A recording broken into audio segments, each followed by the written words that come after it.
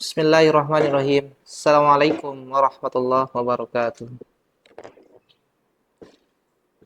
Ikhwan wa ikhwani fillah rahimakumullah. Pada kesempatan ini kita bisa mengambil hikmah tentunya dari hijrahnya Rasulullah Sallallahu Alaihi Wasallam. Ada perjalanan-perjalanan yang begitu luar biasa dalam Rasulullah Sallallahu Alaihi Wasallam untuk menyebarkan agama Islam yang telah diberikan oleh Allah Subhanahu wa taala, karena beliau adalah manusia yang terpilih oleh Allah Subhanahu wa taala. Tentunya ini menjadi sesuatu yang akan menjadi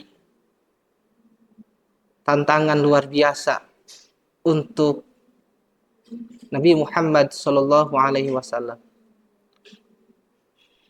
Pada perjalanan dakwah Nabi Muhammad sallallahu alaihi wasallam, tentu saja banyak rintangan-rintangan yang tidak mudah untuk Nabi Muhammad sallallahu alaihi wasallam lalui, karena banyaknya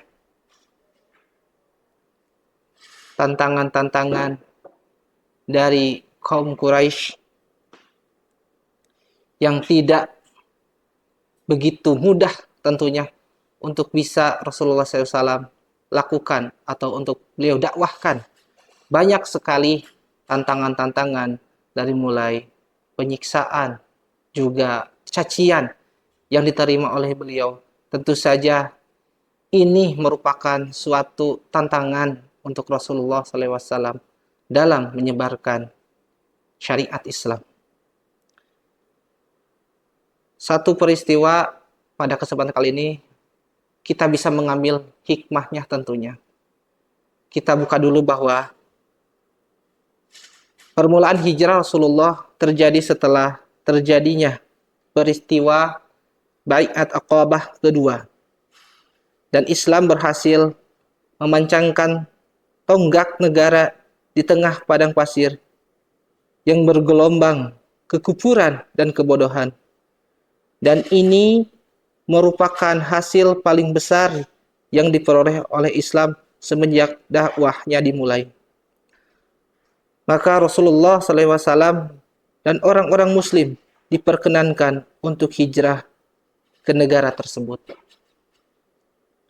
Hijrah ini tentu saja bukan sekedar mengabaikan kepentingan, mengorbankan harta, dan menyelamatkan diri semata.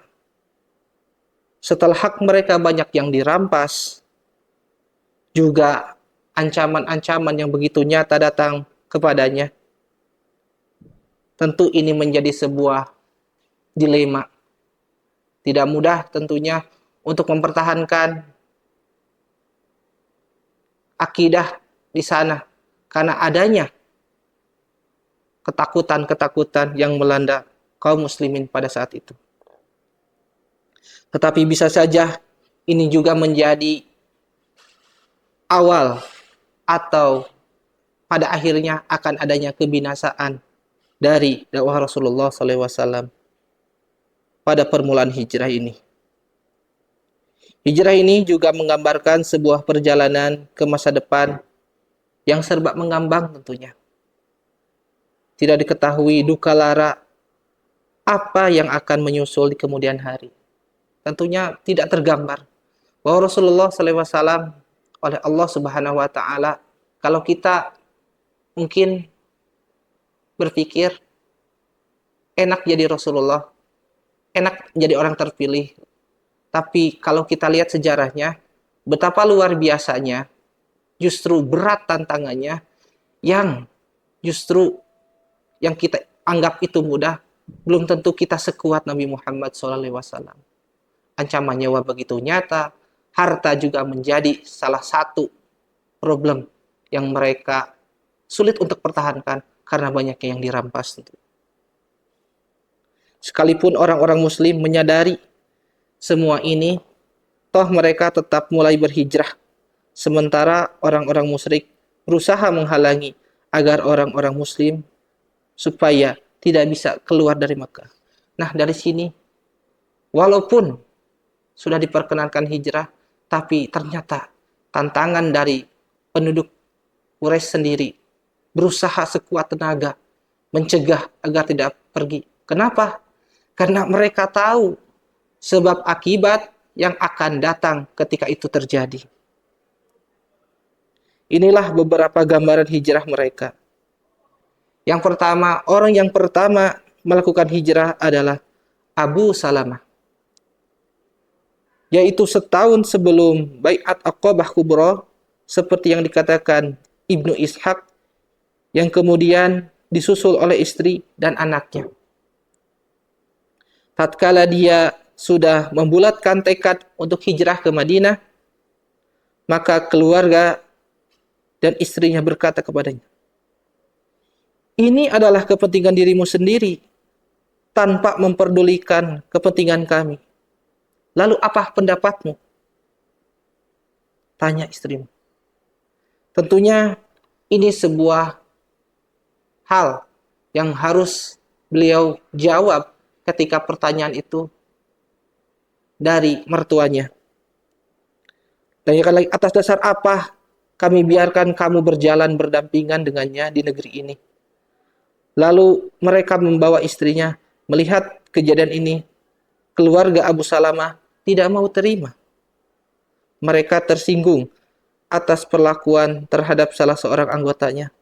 Mereka berkata, "Kami tidak akan membiarkan salah seorang anggota kami hidup bersama wanita yang mereka ambil secara paksa." Lalu mereka mengambil anak Abu Salamah setelah berebut dengan mereka. Tentu saja ini kedua keluarga yang berseteru, yang menolak, satu menolak untuk dibawa hijrah, dan satu lagi menolak anaknya diperlakukan seperti itu.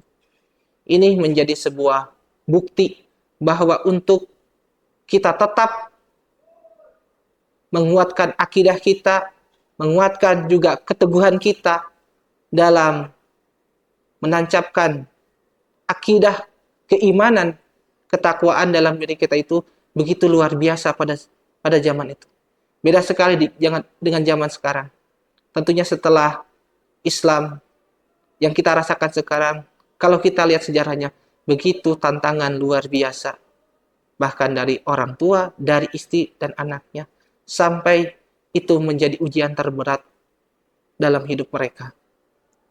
Kita bisa ambil kesimpulan bahwa memang tantangan kita untuk tetap berada pada jalan Allah itu tentu tidak mudah, tentu juga banyak tantangan, tidak banyak juga orang yang ikut dengan keluarganya karena alasan ini dan itu, alasan ketakutan, alasan kematian dan lain-lain. Itu tentu saja sangat-sangat kita bisa simpulkan betapa luar biasanya perjuangan-perjuangan dalam mempertahankan akidah Islam. Dan pada akhirnya Abu Salamah pun hijrah sendirian ke Madinah, sementara Ummu Salamah yang tinggal suaminya dan kehilangan anaknya hanya bisa pergi ke tengah padang pasir, lalu menangis di sana. Di sana hingga sore hari. Begitulah yang selalu ia kerjakan setiap harinya sampai setahun. Tentunya ini adalah sifat manusiawi, di mana beliau ingat kepada istrinya yang ditinggalkan. Mungkin itulah bentuk kecintaan seorang suami kepada istrinya. Bukan hanya cinta akan secara insani, tapi juga itu adalah secara akidah yang mungkin tidak tahu bagaimana keadaan anak dan istrinya ketika jauh darinya. Sampai dikatakan di sini 1 tahun setiap hari beliau menangis. Begitulah yang selalu dikerjakan oleh Abu Salamah. Melihat keadaan ini, tentu salah seorang kerabatnya merasa kasihan kepadanya Lalu orang itu berkata kepada mereka, "Mengapa kalian tidak membebaskan wanita yang malang ini, kalau telah memisahkan darinya dengan suami mereka?" Maka mereka berkata kepada Ummu Salamah, "Jika engkau mau, susulah suamimu." Setelah dia meminta kembali anaknya, dia pun pergi menuju Madinah, menempuh perjalanan yang jauh, 500 kilometer tanpa disertai apapun. Baru setelah tiba di Tan'im, dia bertemu dengan Utsman bin Talha bin Abu Talhah setelah mengetahui keadaannya. Utsman mengantar Ummu Salamah ke Madinah. Setelah di Kuba tampak di depan mata, Utsman berkata, "Di desa itulah suamimu menginap. Maka masuklah ke sana, semoga Allah memberikan kemudahan." Kemudian Utsman kembali ke Makkah. Tatkala itu, maka disitulah Ummu Salamah pada akhirnya mengikuti suaminya. Tentu ini menjadi sebuah pengobat rindu yang akan sangat dirasakan oleh Abu Salamah. Itu poin yang pertama, orang yang pertama hijrah ke Madinah. Yang kedua, ada Suhaib. Beliau tatkala mau hijrah ke Madinah, orang-orang kafir Quraisy berkata kepadanya, "Dulu engkau datang kepada kami dalam keadaan hina dan melarat. Setelah hidup dengan kami, harta bendamu melimpah ruah, dan engkau mendapatkan apa yang telah engkau dapatkan. Kini engkau hendak pergi begitu saja memboyong hartamu. Demi Allah, itu tidak akan terjadi." Suhaib ini adalah orang yang awalnya dikatakan tidak punya harta sama sekali. Tidak punya harta yang setelah ia miliki pada masa itu.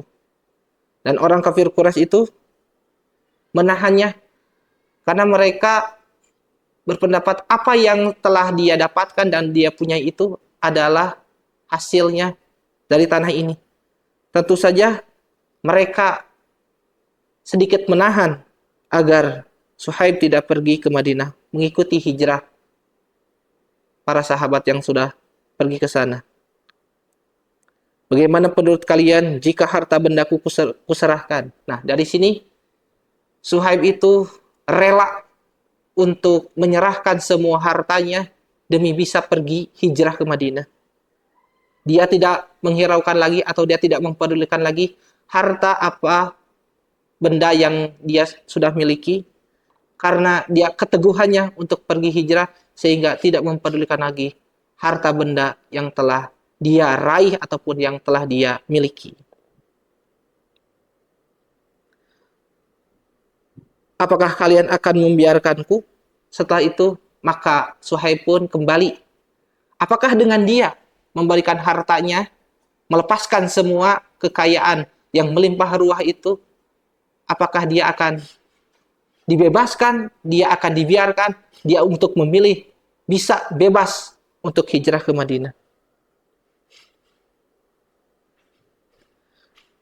Oleh sebab itu, maka dijawablah, "Baiklah," kata mereka. Mereka menyetujui ketika Suhaib menawarkan harta bendanya untuk diberikan asalkan dia bisa pergi hijrah ke Madinah.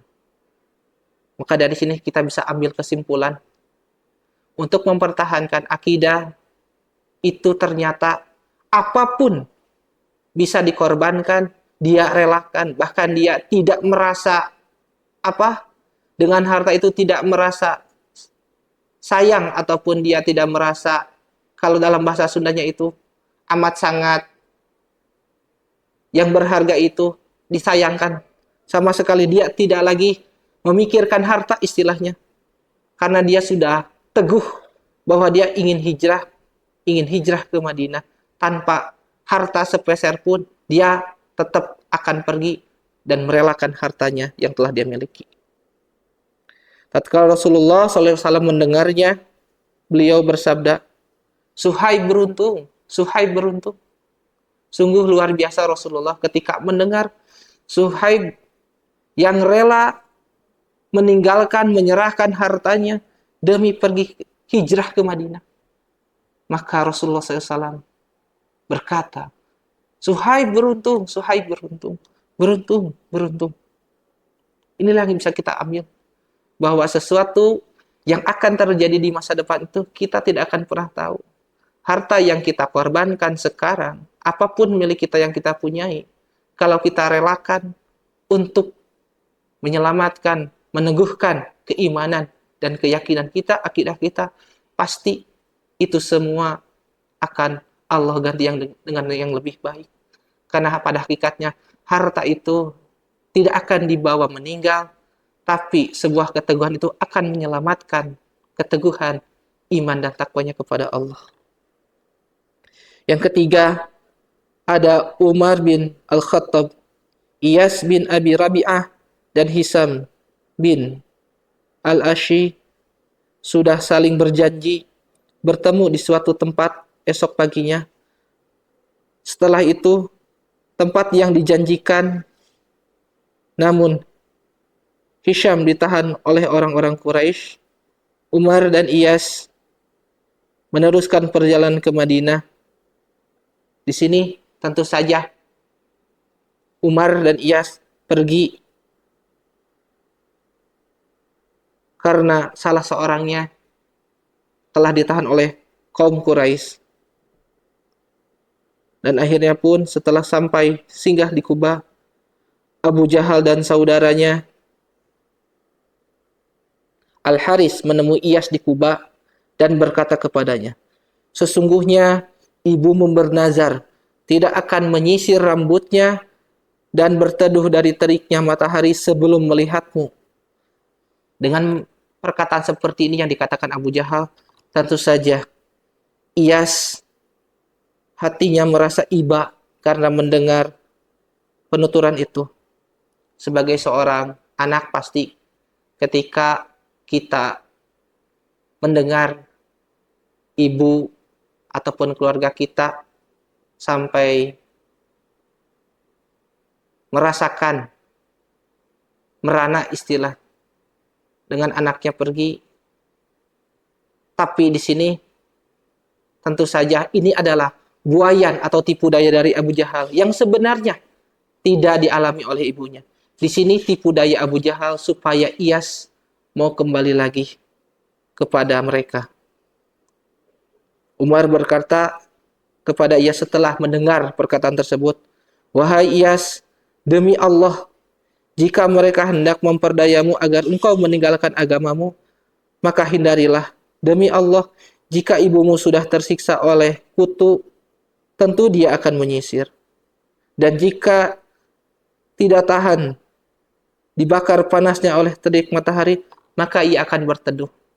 Seakan Umar di sini mengatakan bahwa sekuat apapun manusia ketika terkena teriknya matahari, pasti pada akhirnya akan tetap menyingkir ataupun akan tetap memilih tempat untuk berteduh, karena hakikatnya manusia tidak ada yang kuat dengan teriknya matahari. Namun Iyas memutuskan untuk kembali ke Mekah bersama Abu Jahal dan Al-Haris agar ibunya menghentikan nazarnya. Maka Umar berkata kepadanya, kalau memang itu pilihanmu, maka ambillah ontaku ini dan pergunakan. Karena ini adalah seekor unta yang pintar dan jinak. Naiklah ke atas punggungmu. Jika engkau meragukan niat kaummu, maka segeralah naik onta ini untuk mencari selamat. Dari sini, jadilah Iyas itu pergi bersama keduanya menuju Mekah. Setelah melakukan perjalanan beberapa lama, di perjalanan Abu Jahal berkata, wahai keponakanku, demi Allah sesungguhnya ontaku ini sudah kepayahan. Apakah engkau sudi memboncengku di atas punggung ontamu? Iyas menjawab, ya boleh. Jawab Iyas. Maka ontanya diderumkan. Lalu Abu Jahal naik ke atas punggungnya di punggungnya unta, di belakang Iyas. Seketika itu Iyas didekap. Setelah Iyas didekap, lalu Abu Jahal dan Al-Haris mengikatnya. Mereka masuk ke Mekah pada siang hari. Lalu Abu Jahal dan Al-Haris berseru, "Wahai penduduk Makkah, berbuatlah terhadap orang bodoh yang di antara kalian seperti yang kalian perbuat saat ini." Inilah 3 gambaran tentang apa yang dilakukan orang-orang Quraisy terhadap orang Muslim yang diketahui hendak hijrah. Sekalipun begitu, secara periodik, orang-orang Muslim bisa hijrah 2 bulan lebih beberapa hari setelah Baiat Aqabah Kubra. Tak seorang pun dari orang-orang mukmin yang tersisa di Mekah kecuali Rasulullah dan Abu Bakar. Dari sini kita bisa gambarkan bahwa Rasulullah yang pertama kali menyuruh hijrah adalah para sahabatnya. Tapi beliau masih berada di Mekah beserta Abu Bakar. Karena apa? Karena beliau belum ada izin ataupun perintah dari Allah Subhanahu wa taala untuk melakukan hijrah ke Madinah. Yang memang untuk tetap ditinggal Mekah ini menjadikan Rasulullah SAW tetap teguh atas apa? Atas perintah Allah Subhanahu wa taala. Apa yang dilakukan Rasulullah SAW bukan atas kehendak sendirinya, melainkan atas perintah Allah Subhanahu wa taala. Di sini pun tak seorang pun dari orang mukmin tersisa di Mekah. Tentu saja ini orang-orang mukmin yang berangkat hijrah dalam upaya menyelamatkan akidah dan keimanannya. Karena dari sinilah munculnya ataupun awal mulanya sejarah peradaban Islam akan muncul. Maka sementara beliau masih di Mekah, beliau juga menyiapkan segala-segalanya sambil menunggu perintah Allah Subhanahu wa taala kapan saatnya untuk pergi dari Makkah. Abu Bakar juga sama menyiapkan semua perangkatnya. Dalam riwayat Al-Bukhari meriwayatkan Aisyah, dia berkata, Rasulullah SAW bersabda, orang-orang Muslim sesungguhnya telah diperlihatkan kepadaku tempat tujuan hijrah kalian yang memiliki kebun kurma yang terletak di antara 2 dataran yang subur. Mereka pun hijrah ke Madinah dan orang-orang Muslim yang dulu hijrah ke Habasyah juga kembali hijrah ke Madinah. Setelah Abu Bakar sudah bersiap-siap untuk berangkat ke Madinah, beliau bersabda kepadanya, "Tundalah keberangkatanmu, karena aku masih menunggu izin Allah Subhanahu wa taala." Dari sini tetap saja beliau Rasulullah SAW tidak berangkat hijrah sebelum menunggu izin atau perintah dari Allah Subhanahu wa taala. Dan Abu Bakar pun terheran-heran di saat-saat yang kritis seperti ini beliau masih berkata dan masih menunggu perintah dan juga izin dari Allah Subhanahu wa taala. Tentu saja kalau kita bayangkan situasi yang kritis ini, situasi yang mencekam ini, tapi Rasulullah SAW masih dalam keadaan tenang, masih dalam keadaan senyum. Tentu saja ini menggambarkan betapa tenangnya Rasulullah SAW pada saat-saat kondisi yang tidak mudah, pada kondisi yang kalau kita rasakan pasti amat sangat mencekam, begitu penuh ketakutan dalam diri kita. Kalau kita bayangkan, tentu saja ini betapa luar biasanya hikmah yang bisa kita ambil bahwa ketenangan Rasulullah itu mungkinkah ada di diri kita gitu. Ketika kalau kita ada di posisi seperti itu. Lalu Abu Bakar berkata, "Demi Bapakku menjadi taruhannya, apakah dalam kondisi ini engkau masih hendak menunggu izin? Menanyakan lagi? Kenapa gitu? Situasi yang sudah seperti ini masih untuk menunggu izin." Beliau Rasulullah menjawab, "Ya." Menjawab tanpa ada rasa ketakutan. Menjawab, "Ya." Dari sini bahwa keteguhan Rasulullah SAW dalam melakukan perintah Allah Subhanahu wa taala betul-betul semuanya atas perintah Allah Subhanahu wa taala. Ketika belum diperintah, maka beliau tidak pergi. Inilah kehebatan keteguhan Rasulullah dan ketenangan Rasulullah SAW. Maka Abu Bakar pun menunda keberangkatan untuk menemani Rasulullah SAW. Dia harus memberi makan 2 ekor untanya dan mengurusnya selama 4 bulan. Disinilah tentu saja Abu Bakar pun tidak mengajaknya hijrah lagi karena sudah melihat keteguhan dan ketenangan Rasulullah dalam urusan hijrah untuk meninggalkan kota Mekah ini. Keteguhan yang luar biasa dari Rasulullah SAW menggambarkan betapa istimewanya Rasulullah SAW ketenangan dalam situasi yang begitu mencekam. Setelah itu, orang-orang musyrik setelah mengetahui para sahabat Rasulullah pergi meninggalkan Makkah dan memboyong keluarga, anak-anak, dan harta benda mereka untuk bergabung dengan Aus dan Khazraj di Madinah, sulit digambarkan bagaimana kekhawatiran dan kegundahan yang menghantui mereka. Tak sekalipun sebelumnya mereka merasakan kegundahan seperti ini, di hadapan mereka terpampang bahaya besar yang bisa mengancam kehidupan, ekonomi, dan veganisme mereka. Mereka tahu persis bagaimana kepribadian Muhammad SAW yang sangat handal dalam mempengaruhi orang lain. Di samping kredibilitas kepemimpinan dan kesempurnaan bimbingannya, sementara para sahabatnya juga memiliki semangat yang membara, tunduk siap berkorban membela beliau. Aus dan Khazraj sendiri memiliki kekuatan yang tidak bisa diandalkan.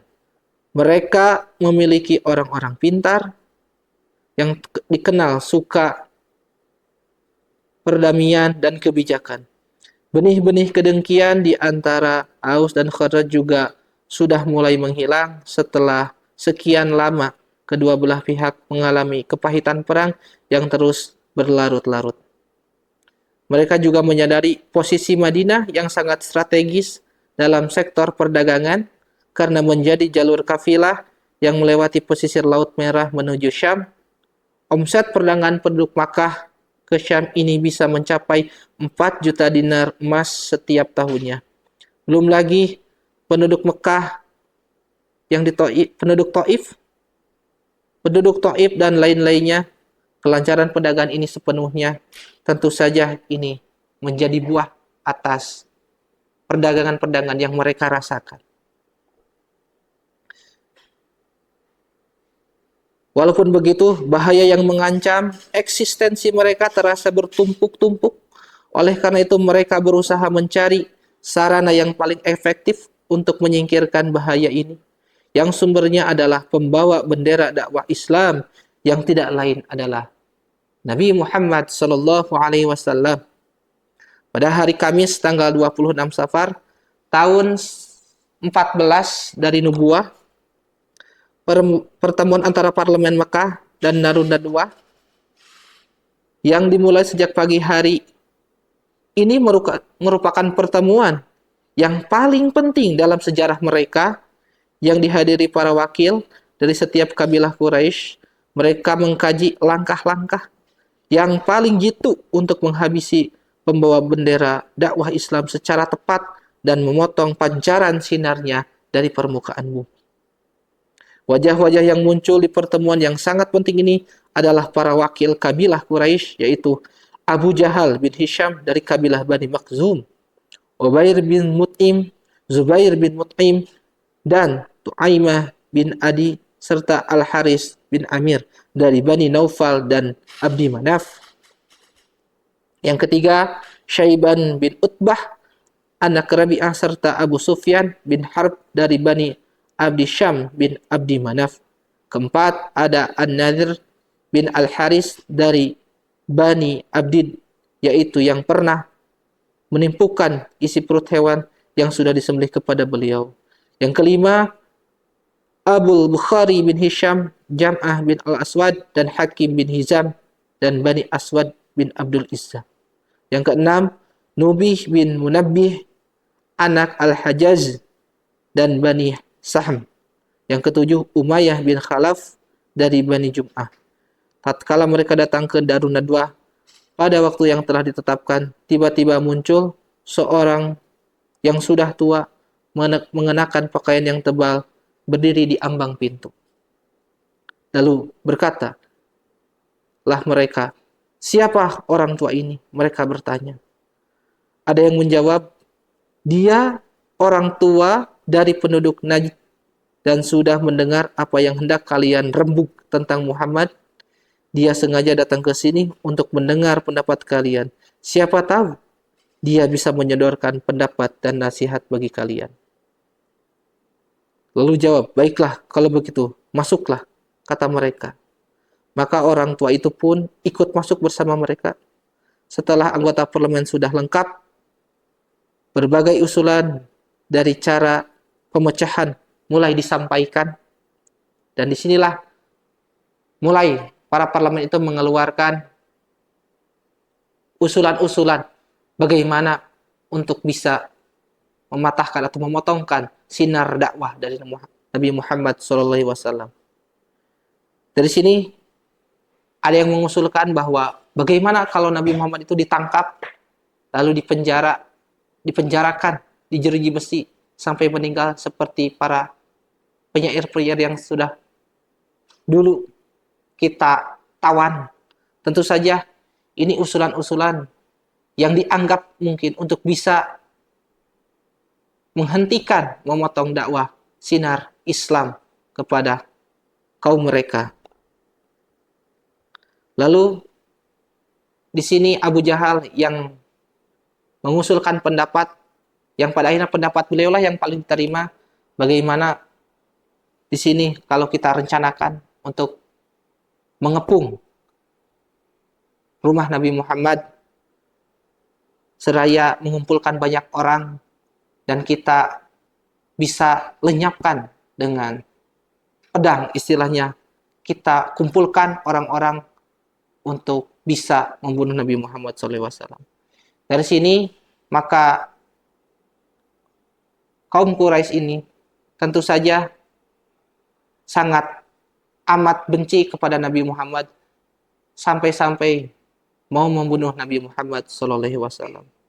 Dari sini kita bisa lihat bahwa kedengkian atas apa yang dilakukan Nabi Muhammad ini tentu saja menimbulkan dendam yang begitu membara kepada raja-raja yang ada di Quraisy ini. Dari sini kita bisa lihat bahwa Nabi Muhammad SAW akan mengalami peristiwa yang sangat kritis, peristiwa yang sangat tidak mudah, bahwa beliau pun pada akhirnya menerima wahyu dari Jibril karena setelah mendengar bahwa Nabi Muhammad akan dipersekusi oleh Abu Jahal dan yang lainnya, maka Jibril berkata kepada Nabi Muhammad, untuk pada malam ini janganlah tidur di tempat tidurmu. Di sini bahwa dikatakan dalam Quran, ketika tipu daya dari musuh-musuh Allah, maka ketahuilah tipu daya Allah lebih unggul daripada tipu daya manusia. Dari sini kita bisa lihat bahwa Allah lah yang menjaga Nabi Muhammad SAW hingga kapanpun, hingga akhirnya Nabi Muhammad pun selamatlah dari ancaman itu. Karena apa? Karena Nabi Muhammad ketika setelah menerima wahyu dari Jibril itu, berpesan kepada Ali bin Abi Thalib untuk tidur di tempat tidurnya yang biasa ia tempati dan memakai selimut yang sebagaimana beliau selalu pakai ketika tidur. Maka ketika itu terjadilah sebuah pengepungan di situ sambil mempersiapkan senjata agar bisa membunuh Nabi Muhammad SAW. Tatkala melihat bahwa setelah berkumpulnya orang-orang itu berkumpul di rumah, di luar rumah Nabi Muhammad, melihat bahwa Nabi Muhammad ternyata masih ada di tempat tidurnya, dan mereka masih tenang dalam keadaan seperti itu karena melihat Nabi Muhammad masih tenang-tenang saja. Maka ada suatu mukjizat dari Allah Subhanahu wa taala ketika pada malam itu bahwa Ali sudah berada di tempat tidur itu. Nabi Muhammad juga menerima perintah dari Allah Subhanahu wa taala untuk menaburkan pasir di kepala-kepala mereka hingga Nabi Muhammad pun agar bisa keluar dengan selamat dari rumahnya tanpa ketahuan oleh para penjahat itu. Dari situ maka terjadilah Nabi Muhammad SAW selamat dari ancaman itu karena atas perintah Allah Subhanahu wa taala. Maka orang-orang kafir pun yang tadinya sudah lega karena melihat tempat tidur, mereka akhirnya tertidur karena Nabi Muhammad SAW dalam kisahnya, mereka ditaruh pasir di kepala-kepala mereka hingga mereka tidak sadarkan diri dan akhirnya tidur pulas. Sampai akhirnya Nabi Muhammad SAW pergi dengan tenang. Tatkala sudah seperti itu, maka ada salah seorang penasihat yang datang. Apa yang kalian lakukan? Karena sudah terlihat para penjahat itu ketiduran.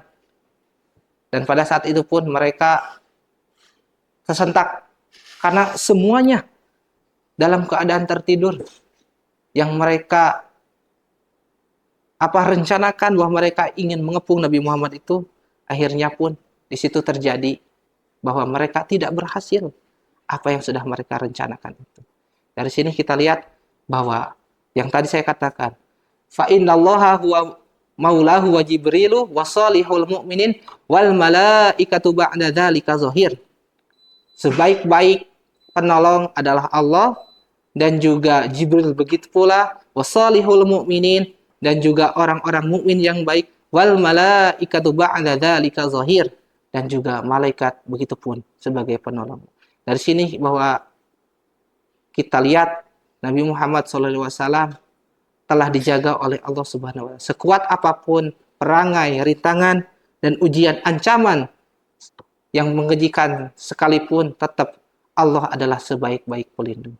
Maka kita harus yakin bahwa ketika Allah sudah menjamin hambanya, maka Allah pun yang akan menolongnya.